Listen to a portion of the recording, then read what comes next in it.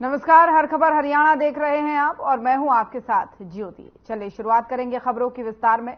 पंचकुला में बीजेपी के राष्ट्रीय अध्यक्ष जेपी नड्डा ने बीजेपी उम्मीदवार बंतो कटारिया के समर्थन में रोड शो किया। इस दौरान जेपी नड्डा ने इंडिया गठबंधन पर जमकर निशाना साधा। उन्होंने इंडिया को घमंडिया गठबंधन बताया। वहीं नड्डा ने कहा कि घमंडिया गठबंधन का मकसद भ्रष्टाचारियों को बचाना है। कांग्रेस, ममता बनर्जी, लालू प्रसाद यादव, डीएमके सभी परिवारवाद से जुड़े हुए हैं। उनका जनता से कोई वास्ता नहीं है, सिर्फ परिवार के लिए ही संगठन बनाया है।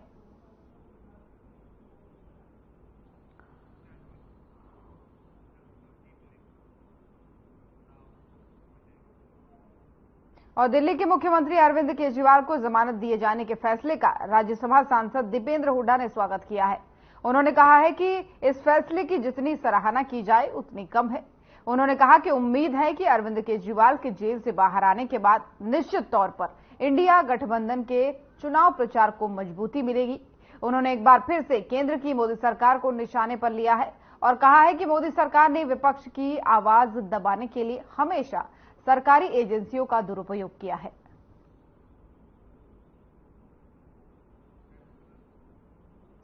तो झज्जर से आपको खबर बता रहे हैं, जहां पर दीपेंद्र हुड्डा कांग्रेस सांसद ने जो है केजरीवाल को जमानत मिलने पर इस फैसले का स्वागत किया है। उन्होंने कहा है कि ये कोर्ट का फैसला, इसकी जितनी तारीफ की जाए उतनी कम है, जितनी सराहना की जाए उतनी कम है।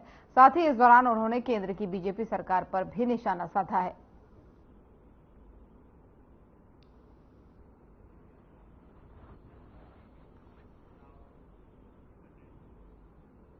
और अब खबर नारनौल से है, जहां किसान नेता अभिमन्यु कोहार ने कस्बे की चौपाल पर लोगों को संबोधित किया।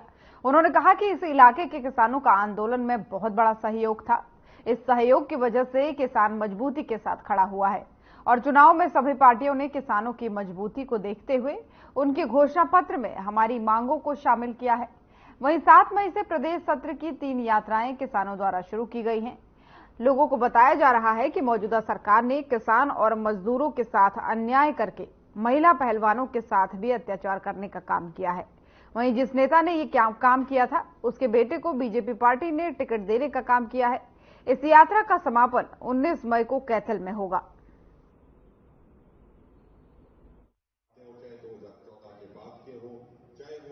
और अभी 7 मई से हमने पूरे प्रदेश सत्र की 3 यात्राएं शुरू करी हैं, जो यात्राएं गांव-गांव में जा रही हैं, लोगों को जागरूक कर रही हैं। आज यहाँ पास के 4-5 गांवों के बड़े मौजूद जिम्मेदार साथी इकट्ठे थे और पिछले 10 सालों का जो इस सरकार का रिपोर्ट कार्ड है, इस सरकार ने कितनी बार किसानों के ऊपर लाठीचार्ज करके उनकी हड्डियां तोड़ी, कितनी बार मजदूरों के ऊपर अत्याचार करे, किस तरीके से 4 लेबर कोड लाके मजदूरों को गुलाम बनाने का काम किया, किस तरीके से महिला पहलवानों के साथ अन्याय करने वाले ब्रजभूषण शरण के बेटे को लोकसभा का टिकट दे दिया गया।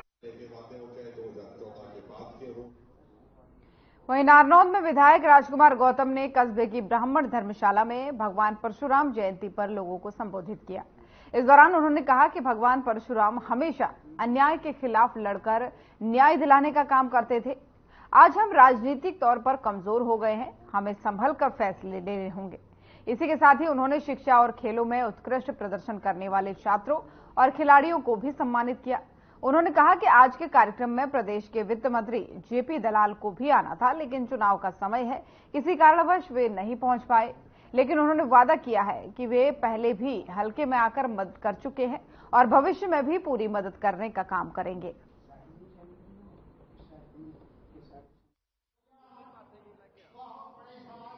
मैं इस दिन को जो भगवान परशुराम को मानने वाले हैं, जिनको जो भगवान परशुराम को अपना इष्ट मानते हैं, देवता मानते हैं, भगवान मानते हैं, मैं उनका लेखे जोखे का दिन मानता हूं। आज का दिन भगवान परशुराम का जन्मदिन मना है।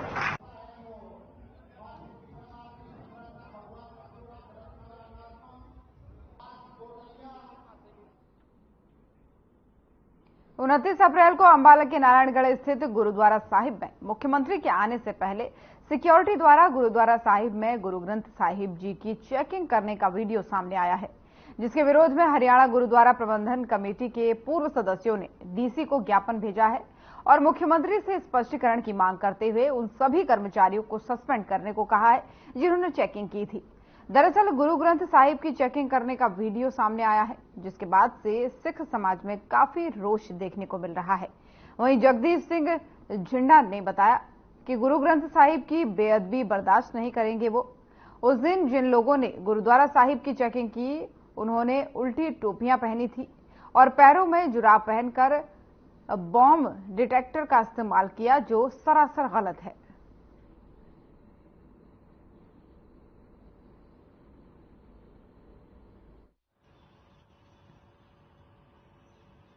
वाहिगुरु जी का खालसा, वाहिगुरु जी की फतेह।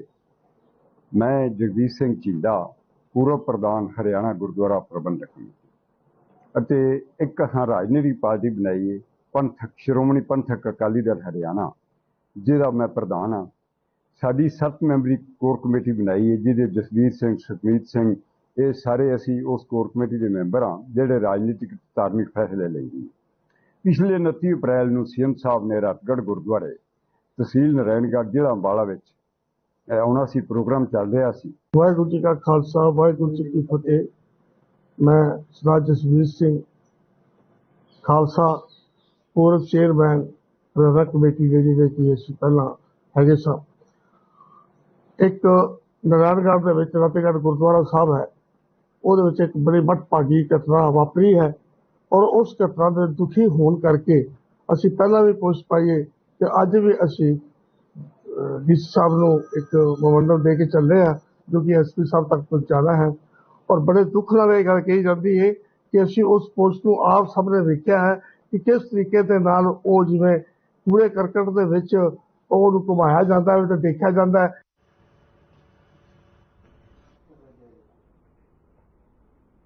अंबाला के मठेड़ी शेखा कस्बे में पुलिस कार्रवाई से नाखुश होकर गुस्साए दुकानदार अपनी दुकानें बंद कर सड़क पर उतर आए हैं। दुकानदारों ने सड़क पर ही दरी बिछाकर रोष प्रदर्शन करना शुरू कर दिया है। दरअसल 2 मई को मठेड़ी शेखा कस्बे से अपनी दुकान बंद कर घर जा रहे कपड़ा दुकानदार गगन नरूला का नकाबपोश बदमाशों ने तलवारों से जानलेवा हमला उस पर कर दिया था और 2.5 लाख रुपए के साथ ही लैपटॉप लूट कर ले गए। 8 दिन बीत जाने के बावजूद भी अभी तक इस मामले में पुलिस के हाथ खाली हैं, जबकि 2 बाइकों पर 5 बदमाश वारदात के बाद सीसीटीवी में भागते हुए दिखाई दे रहे हैं। वहीं आरोपियों की गिरफ्तारी न होने से खफा सभी दुकानदारों ने आज रोषपूर्वक अपनी दुकानें बंद करने का फैसला किया। वहीं इस मामले पर नग्गल थाना प्रभारी ने बताया कि पुलिस की 3 टीमें इस मामले को सुलझाने में लगी हुई हैं और जल्द ही आरोपियों को पकड़ लिया जाएगा।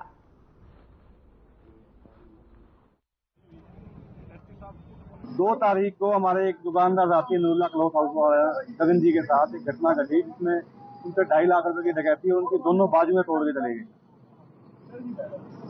उस दिन भी हमने प्रशासन को एक रिक्वेस्ट की थी कि दोषियों के खिलाफ कार्रवाई की जाए और गिरफ्तार किया जाए। तो 10 दिन बीत जाने के बाद ना तो किसी को गिरफ्तारी हुई है, ना ही इस बात का पता चल पाया उनको कि कौन आदमी थे जो ये सब करके गए हैं, ये हरकत करके गए हैं। आज उसी के विरोध में एक बार फिर से सभी दुकानदार भाइयों ने अपनी दुकानें बंद करके ये धरना दिया है कि दोषियों के खिलाफ कार्रवाई की जाए और दोषियों को जल्द से जल्द पकड़ा जाए। अब ये कार्रवाई नहीं हुई, आज 7-8 दिन हो गए, ना तो चोर पकड़े गए ही आज तक, इसीलिए ये कार्रवाई हो, यहाँ पे जाम लगा के बैठे हैं। कार्रवाई होनी चाहिए, जो गुनाहगार है उनको पकड़ना चाहिए। क्या घटना हुई? घटना इसको मार गए थे जोनी नरोला को, उसके बाजू बूजू जो है सारी काट गए हैं, उसमें राड़े पड़ी हैं, तो अभी तक कोई कार्रवाई नहीं पकड़े नहीं।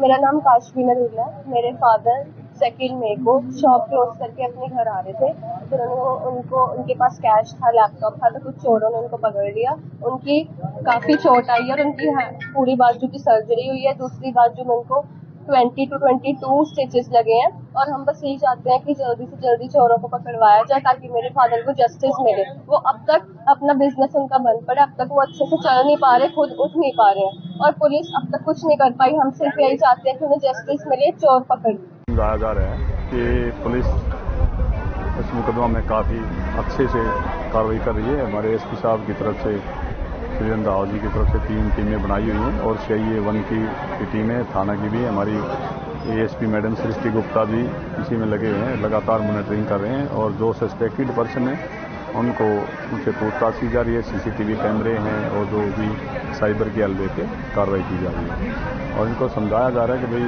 देखो, किसी भी तफ्तीशों के मुकदमे में टाइम लगता है, तो जल्दी आरोपियों को गिरफ्तार करने के लिए हर संभव प्रयास किया जा रहा है।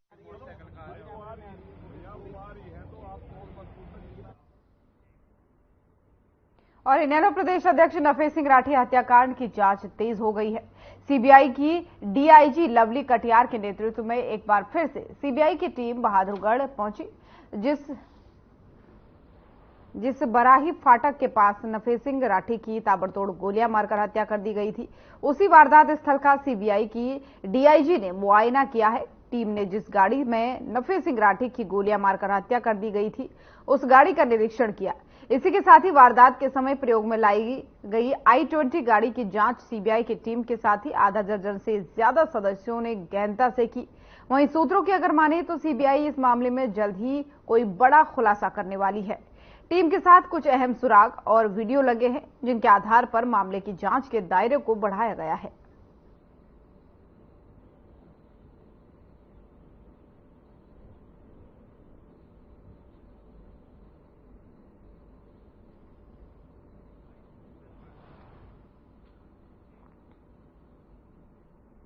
और हरियाणा में राजनीतिक सरगर्मियां अपने चरम पर हैं। अब मतदान के लिए महज कुछ ही दिन का समय बाकी है, जिसको लेकर के अब हर प्रत्याशी चुनाव प्रचार में जुटा हुआ है। और इसी कड़ी में भाजपा के कद्दावर नेता और गुरुग्राम लोकसभा के प्रत्याशी राव इंद्रजीत सिंह धुआंधार प्रचार कर रहे हैं। राव इंद्रजीत सिंह ने धारूहेड़ा और रेवाड़ी में 12 से ज्यादा गांवों का चुनावी दौरा किया है और लोगों से बीजेपी के पक्ष में वोट करने की अपील की है।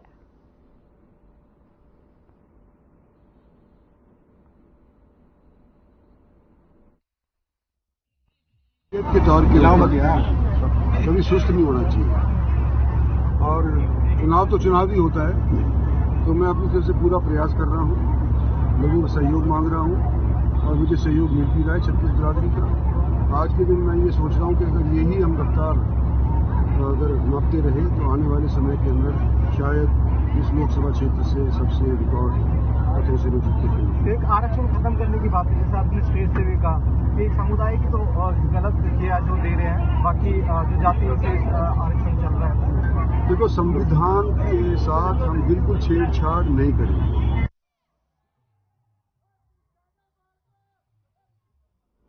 तो गुरुग्राम से आपको खबर बता रहे हैं, जहां पर बीजेपी के प्रत्याशी लोकसभा प्रत्याशी राव इंद्रजीत जो है लगातार चुनावी प्रचार प्रसार कर रहे हैं और इसी कड़ी में वो लगातार बैठकें कर रहे हैं, रैलियां कर रहे हैं और धुआंधार प्रचार के बीच वो लोगों से लगातार बीजेपी के पक्ष में वोट करने की अपील भी कर रहे हैं। और ये तस्वीरें जो हैं ये गुरुग्राम की है, जहां से वो लोकसभा प्रत्याशी भी हैं और यहां पर प्रचार प्रसार भी उनका तेजी से चल रहा है।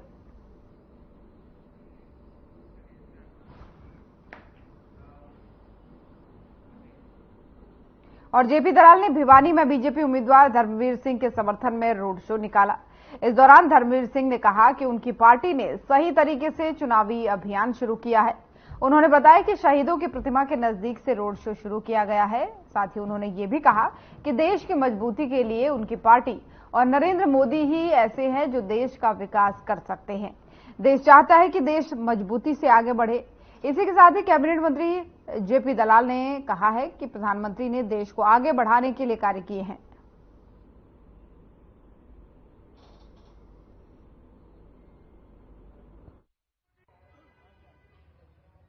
सारे देश का ये छठे चरण का चुनाव, जिसके अंदर 25 मई को वोट डाले जाएंगे। सही मायने में तो आज से ही चुनाव प्रचार शुरू हुआ है। इलेक्शन कमीशन की गाइडलाइन के मुताबिक हमारा नॉमिनेशन 29 तारीख से स्टार्ट हुआ, 6 तारीख तक नॉमिनेशन की विड्रॉल का टाइम चला गया, निशान अलॉट हो गए और उसके बाद ये पहला दिन है जिसमें हमने चुनाव प्रचार शुरू करना है।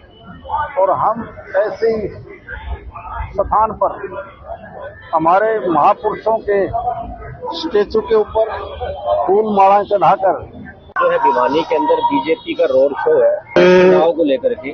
आज की जो ये रैली है, रोड शो है, इसको लेके सारे कार्यकर्ता बहुत आश्वस्त हैं कि जिस प्रकार से हमारे को कम करके आका जा रहा है उसमें हमारी कोई भी कमी नहीं है। हम चुनाव जीतेंगे और 5 लाख वोटों से चुनाव जीतेंगे, क्योंकि भिवानी का जो सारा मैंने घूम के देखा है, सारी जगह पे हमारी जीत है, भिवानी नगर में और ग्रामीण में भी। ये सारे भारतीय जनता पार्टी के कार्यकर्ता हमारे जो प्रत्याशी हैं लोकसभा के धर्मवीर जी, इसके समर्थन में बाजार में जाकर के, हर दुकान पर जाकर के हाथ जोड़ के वोट की प्रार्थना करेंगे। और हमारे भारतीय जनता पार्टी की यही नीति है कि घर घर जाकर के मतदाता से हाथ जोड़ें।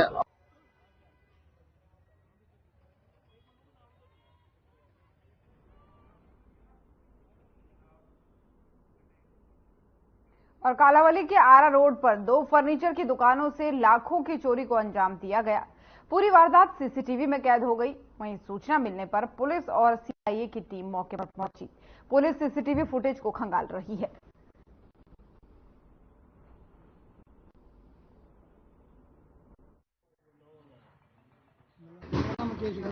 दुकान किस नाम से जी आपकी?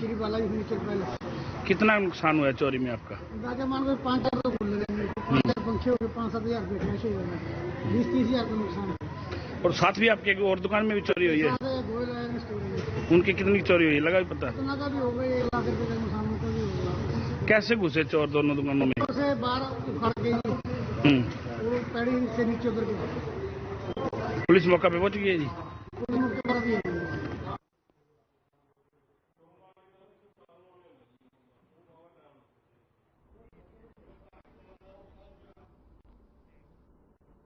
अंबाला छावनी स्थित बीजेपी कार्यालय के पास वरुण चौधरी का काफिला रुका। स्थिति कुछ ऐसी बनी कि हरियाणा के पूर्व गृह मंत्री अनिल विज बीजेपी उम्मीदवार बंधु कटारिया के लिए चुनाव प्रचार कर रहे थे कि अचानक कांग्रेस के लोकसभा उम्मीदवार वरुण चौधरी का काफिला भी चुनाव प्रचार के लिए निकल रहा था। दोनों नेताओं का जब आमना सामना हुआ तो वरुण ने काफिला रोका और पूर्व गृह मंत्री जो है अनिल विज के पैर छुए। अनिल विज ने विपक्षी नेताओं को जलपान भी इस दौरान करवाया।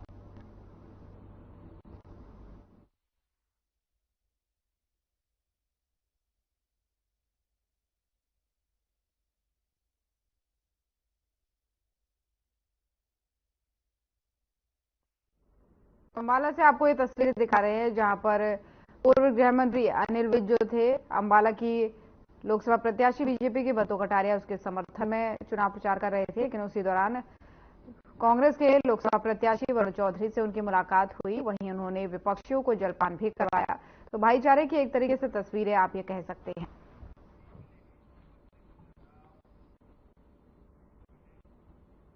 और हरियाणा में 25 मई को लोकसभा चुनाव होना है, लेकिन उससे पहले बीजेपी सरकार की मुश्किलें बढ़ती नजर आ रही हैं। जिन 3 निर्दलीय विधायकों ने सरकार को समर्थन दिया था, उन्होंने अपना समर्थन वापस ले लिया और उसी के बाद विपक्षी दल भी एक साथ होते हुए नजर आ रहे हैं। वहीं जेजेपी पार्टी के महासचिव दिग्विजय चौटाला ने कहा कि ये सरकार बनने का हमारे पास सुनहरा मौका है और हम व्हिप के साथ साथ लिखित में भी देने को तैयार है। भूपेंद्र सिंह हुड्डा अपने 30 और 3 निर्दलीय विधायक तैयार रखें। दुष्यंत चौटाला के पास 10 विधायक हैं जो पूरी तरह तैयार है।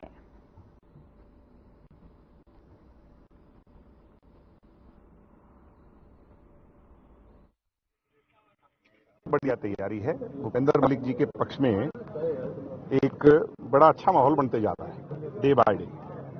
कल इनके प्रोग्राम में देख रहा था, आजकल सोशल मीडिया से देखते हैं, और आधी रात को दुष्यंत जी इनके समर्थन में जब आए तो सैकड़ों हजारों लोग गांव में रात रात को जुट गए। अभी भी आप देख रहे हो शाहपुर गांव में कितनी भीड़ है। पहला ही हमारा प्रोग्राम है, तो बड़ा अच्छा लोगों में वो है। अब 15 तारीख के आसपास पता चलेगा कि वो कैसे आगे बढ़ता है।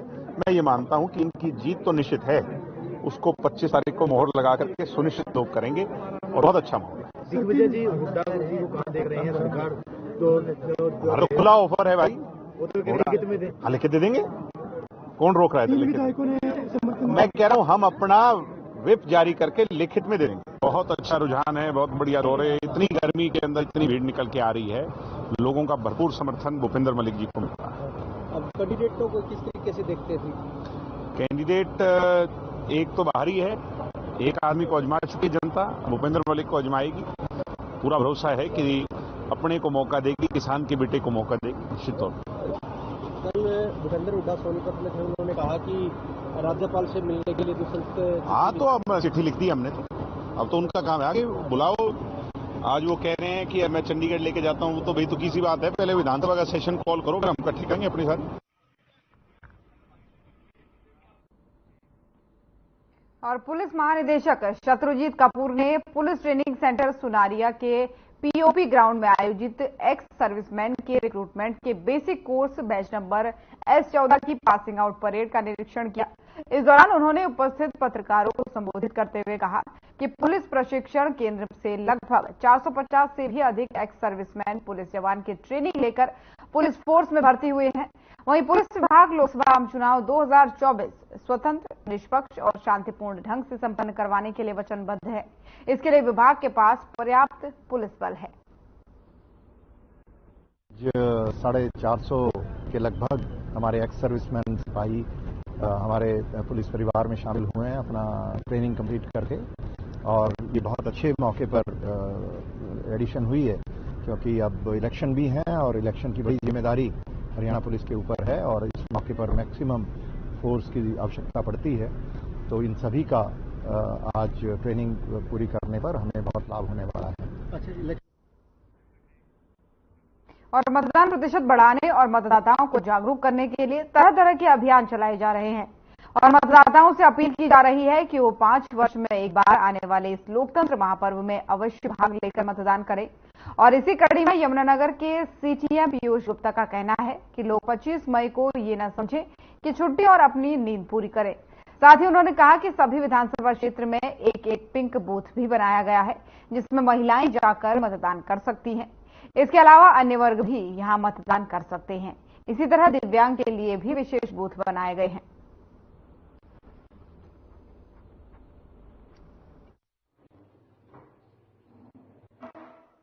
मतदान की तैयारियां पूरी जोर शोर से चल रही हैं।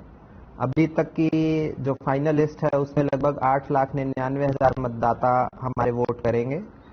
इसमें लगभग 4,80,000 पुरुष, 4,18,000 महिलाएं एवं 4 थर्ड जेंडर के मतदाता हैं।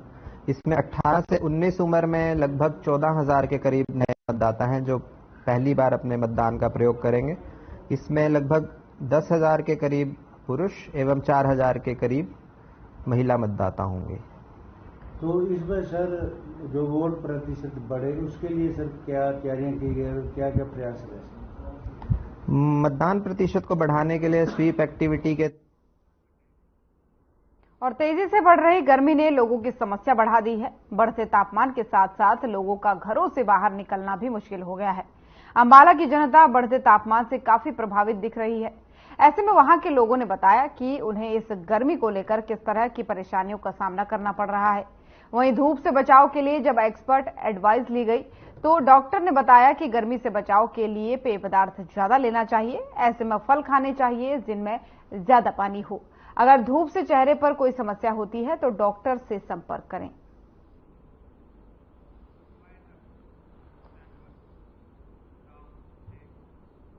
तो हर खबर हरियाणा देख रहे थे आप। बुलेटिन में फिलहाल इतना ही। नमस्कार।